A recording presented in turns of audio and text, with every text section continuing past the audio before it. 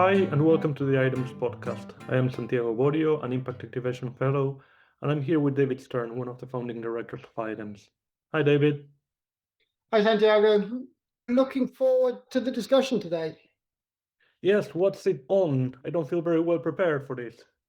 That's okay. Just last week, the agency fund on the 25th of June 2026, they released a blog post, an article on a default tech stack for the social sector, the AI tools we recommend for nonprofits and why. It's an article by Shubham Sharma, and it's very sensible and it's very aligned with a lot of the things we're thinking about and we're doing. So I thought it would be sensible for us to just be in conversation around this, share it with others, maybe other people will hear about it, and also offer a few perspectives of how this relates a bit to our own work. That sounds good. Where do you want to start? Broadly, the way they've structured it in terms of the tech stack is they have the two underlying pieces, the AI stack and what they call the observability and learning stack. And then they have three front ends, as they put it: frontline worker, mobile chatbot, and custom applications. That's broadly how they think of this, or how they've organized this, which I think is very sensible. So we should probably discuss very briefly in this episode all five of those pieces and just relate to them, be in conversation with them, even if we're not going to go into great detail. Okay, the first two seem to be more like the behind the scenes engine, while the latter three are more about how we use systems. Am I understanding this correctly? Sort of, yes. The two back-end pieces, the AI stack and the observability and learning stack, these are all about the underlying systems. This is where we now have these multi-agent systems which are relatively easy to build using AI, large language models, small language models, other AI tools as part of how we build things and we work and we interact and we learn from them in some sense. And maybe that's the place to start. I guess that is the place to start. And we can just dig into very briefly what they call the LLM gateway, because the whole point of this, why did this article come about?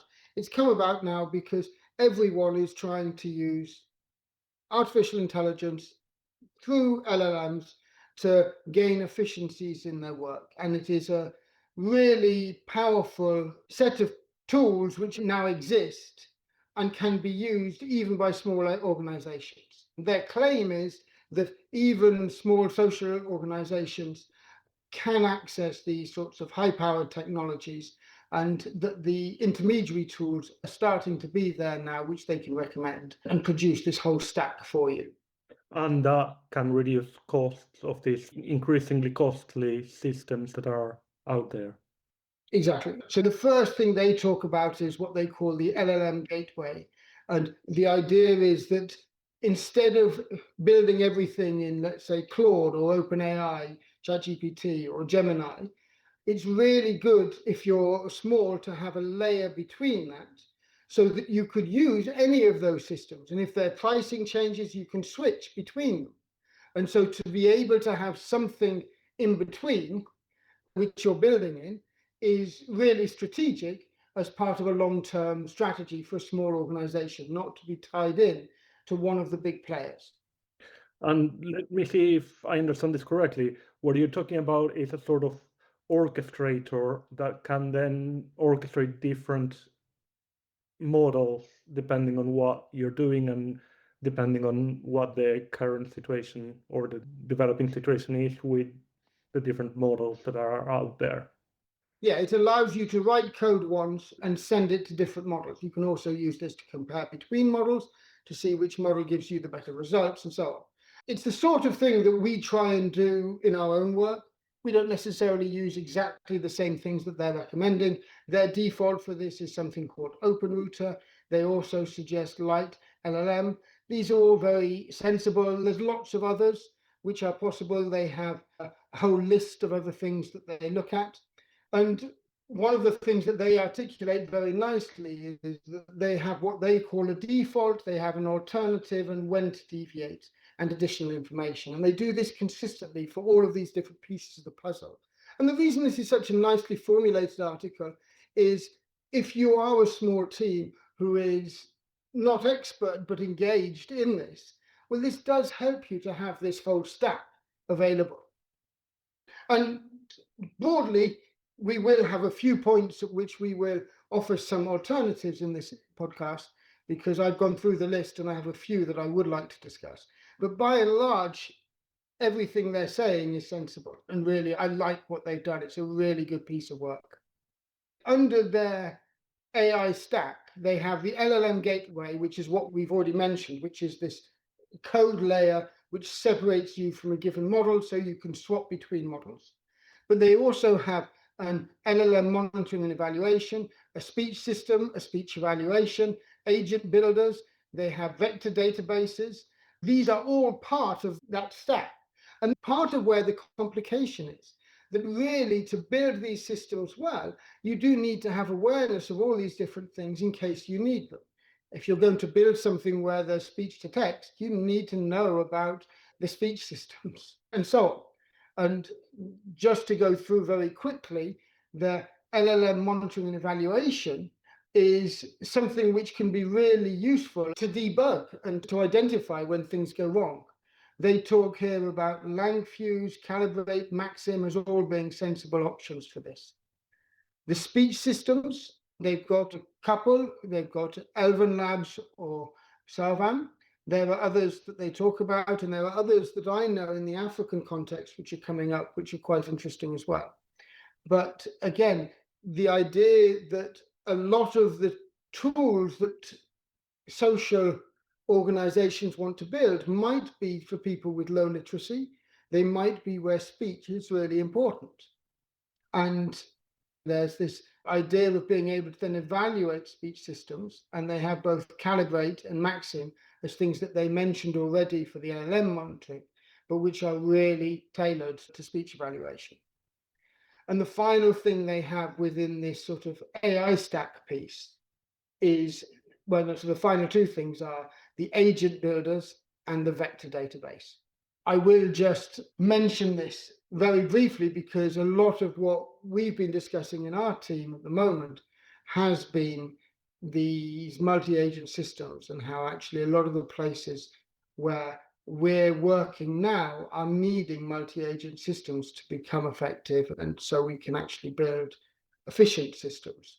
And they have singled out both OpenRouter and Pydantic as two systems which they would recommend by default. And then, of course, they've mentioned that Claude and OpenAI have these very good agentic systems as well, if you're willing to get tied into a single system. And we're actually, as an organization, we're following both of these routes. We've got people looking at OpenRouter who are building in that, if you want, independent way, and we've got other people who are just going through the Claude agents, because there's so much which just comes out of the box that you can do quickly and efficiently. And then you can rebuild it in a system like OpenRouter once you know what you actually want to build in a quick way, which you can do very well with the Claude too. I'm exploring myself OpenAI agents. Oh, you're on the OpenAI agents, yes. So you're on the OpenAI agents. Michele is, I believe, on the Claude agent, and Lily and George are the ones using OpenRouter.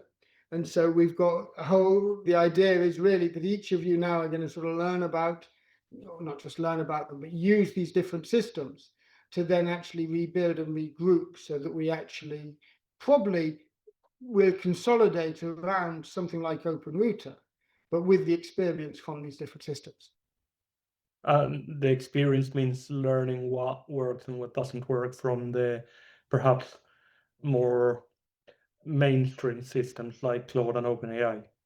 Yeah, yeah. And what's really interesting, of course, is this has been transformed in the last 6 months. Even at the end of last year, when we were discussing this, I was just letting people experiment, and we were saying that the systems are still in early days. And about February this year, particularly, Claude had these huge jumps forwards with these multi-agent systems. And now it is very much the case that we need to be within our team and beyond, understanding how we want to use these systems and how we can learn from where we can evaluate between the different systems. And we have several use cases for that.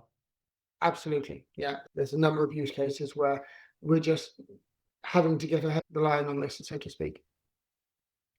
And then, of course, there's the vector database. I won't dig into that, but what I will say is how you store the documents for AI is something where this depends so much on the system you're just choosing to use. At the moment, there isn't something which I would, and this is part of what they articulate, this is something where building your document stores is just something which you can just do within the systems. So it's not something that many people spend a long time actually thinking about at this point in time. But correct me if I'm wrong, but I think that this is what will potentially allow us to create much more specialized processes within different models so that we can perhaps start moving away from the all-encompassing LLMs to something a bit more specifically trained for a particular task. That's absolutely part of what the vector database is about. I suppose the key thing is that most people are trying to use this right now. They'll just go through whichever model provider they're using and add to this.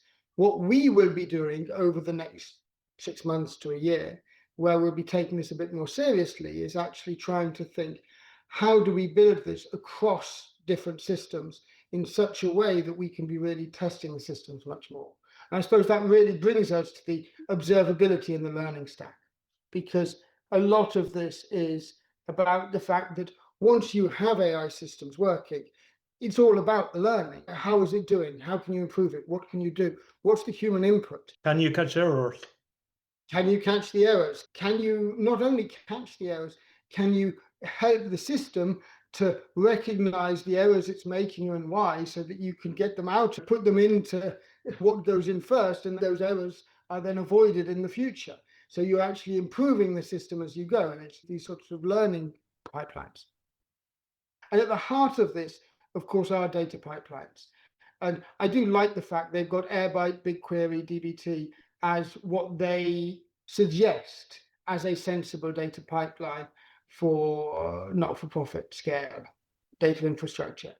There's so many different options here, but it's a sensible one that they're putting forward. And I could dig into that because there are so many options there coming around. But what they're suggesting, this Airbyte, BigQuery, DBT, is absolutely sensible.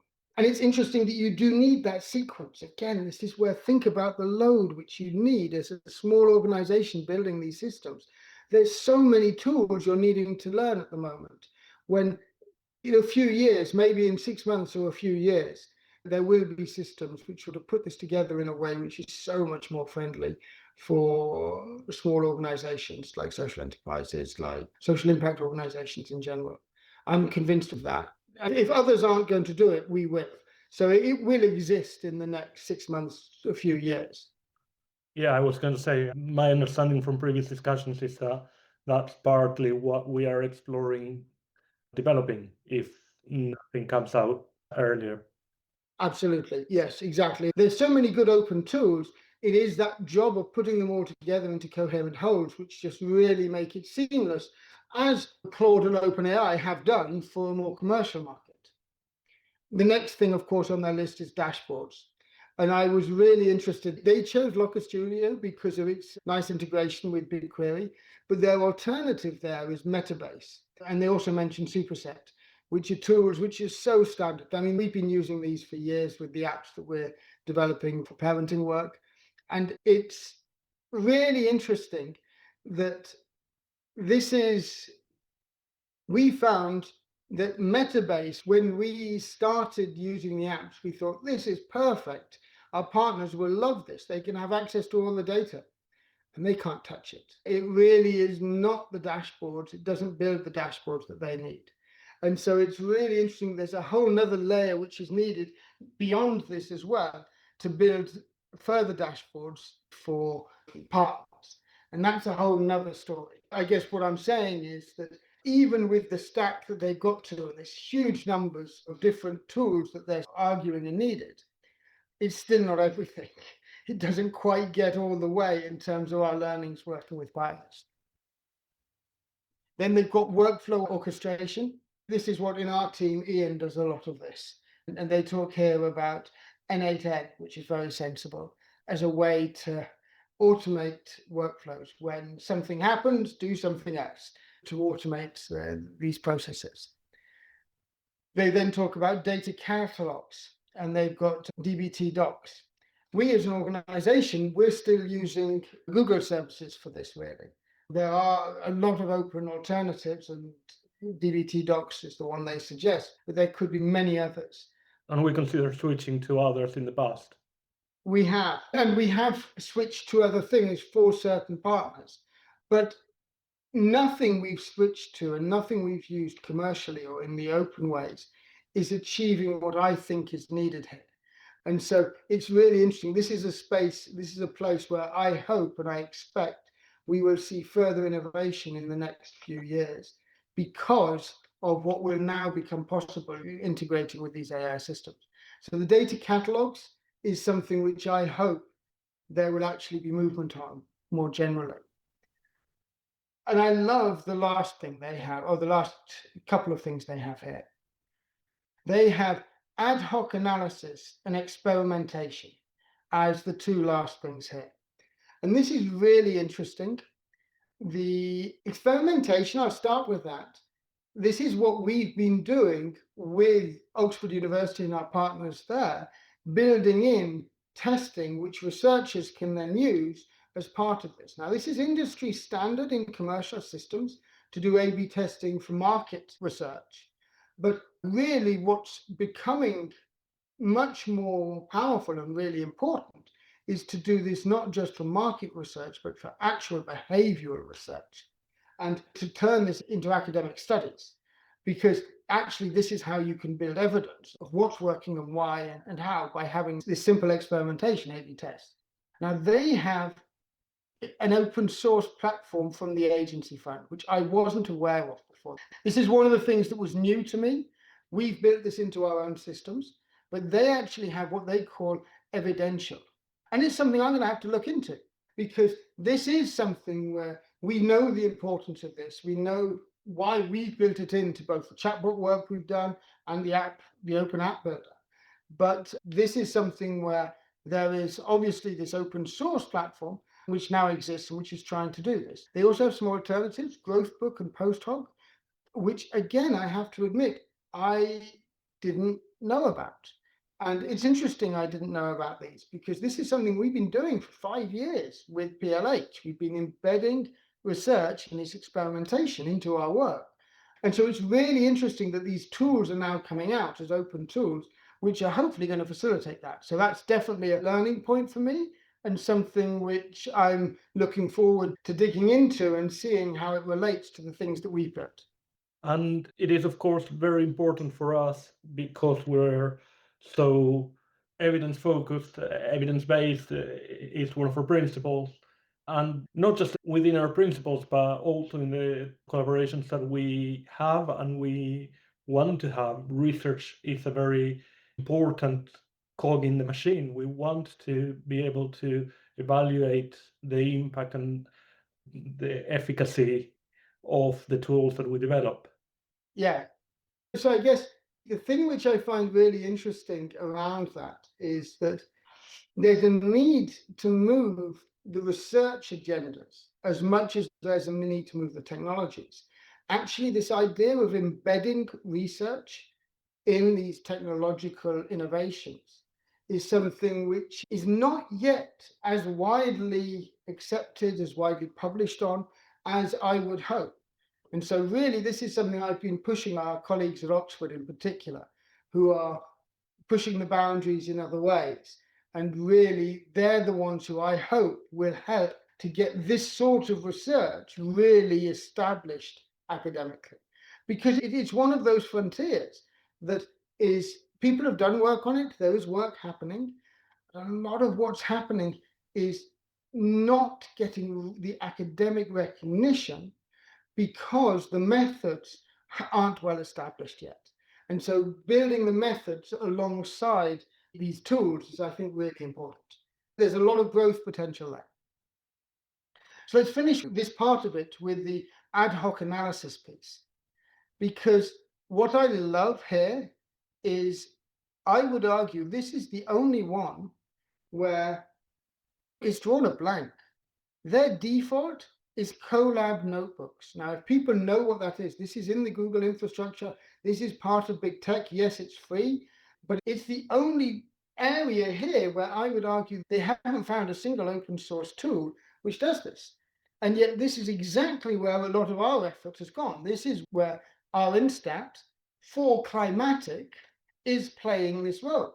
It is not yet playing this role here, but it could with the right sort of development. And our Instat will not be the right tool for reasons we could dig into, but it is exactly what this gap is identifying, that there isn't the right tool for these ad hoc analyses, which really enables people to go beyond your dashboard analysis, dig into the data with specific types of data, and to do so with structure, but with real open-ended questions where you can ask whatever you want of the data. This is where your traditional stats package, this is what you normally need to do with that. People would be using R for this, they'd be using Python.